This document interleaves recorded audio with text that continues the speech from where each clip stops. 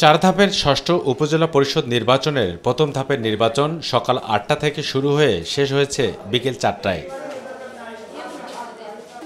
তফসিল অনুযায়ী প্রথম ধাপে ১৫২টি উপজেলা পরিষদের নির্বাচন হওয়ার কথা থাকলেও উচ্চ আদালতের নিষেধাজ্ঞাসহ আচরণবিধি লঙ্ঘন ও এক প্রার্থীর মৃত্যুতে ভোট হয়েছে ১৩৯টি উপজেলায়।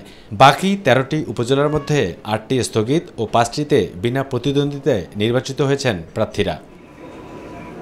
নির্বাচনের সার্বিক পরিস্থিতি নির্বাচন কমিশন সচিবালয় থেকে পর্যবেক্ষণ করেন নির্বাচন কমিশন। ভোট গ্রহণ শেষে প্রথম ধাপের উপজেলা পরিষদ নির্বাচন নিয়ে গণমাধ্যম কর্মীদের সাথে কথা বলেন প্রধান নির্বাচন কমিশনার কাজী হাবিবুল আউয়াল। মোটামুটিভাবে নির্বাচনটা শান্তিপূর্ণভাবেই হয়েছে, যেটা আগেই বলেছি, পুনর্ব্যক্ত করলাম, বিক্ষিপ্ত ২-৪টি ঘটনা ছাড়া। সকাল থেকে বিভিন্ন জায়গায় বৃষ্টি ছিল, আবার ধান কাটার একটা মৌসুম ছিল। আমরা জানার চেষ্টা করেছি, আমাদেরকে বলা হয়েছে অনেকেই ধান কাটতে থাকায় ওরা ভোট দিতে আসেননি।